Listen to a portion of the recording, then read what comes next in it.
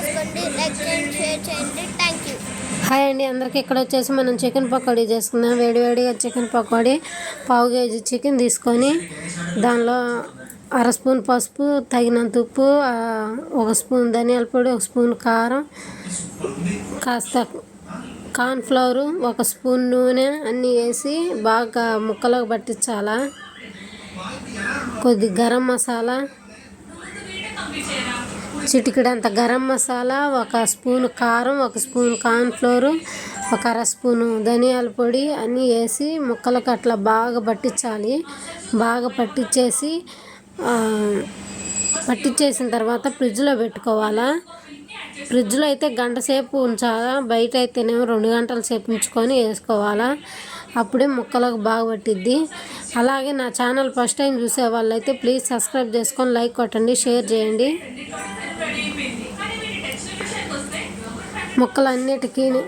అన్నిటినీ అట్లా బాగా కలపాలి. కలిపిన తర్వాత ఫ్రిడ్జ్లో పెట్టుకోవాలా.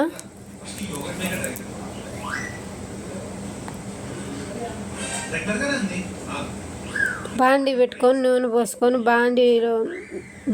బాండీ పెట్టేసుకొని నూనె పోసుకొని నూనె బాగా వేడెక్కనిచ్చి మనం ముందే కలిపి పెట్టుకున్న చికెన్ని తెచ్చి ఒక్కొక్కటిగా వేసుకోవాలి. వేడి నూనెలో బాగా కాగనివ్వాలి. నూనె బాగా కాగిన తర్వాత వేడి నూనెలో చికెన్ వేసేసుకోవాలి. అప్పుడు చికెన్ పకోడీ వేడిగా రెడీ అయిపోతుంది.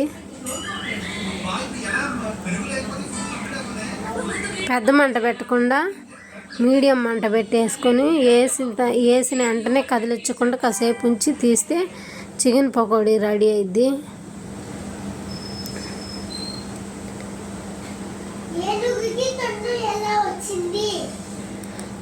చికెన్ పకోడీ వేడి చికెన్ పకోడీ రెడీ అయిపోయింది.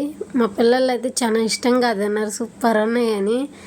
రైస్లో పప్పు కాంబినేషన్లో సూపర్ ఉంటాయి. ఒకసారి ఇలా ట్రై చేయండి. అలాగే ప్లీజ్ సబ్స్క్రైబ్ చేసుకొని లైక్ కొట్టండి, షేర్ చేయండి, కామెంట్ చేయండి.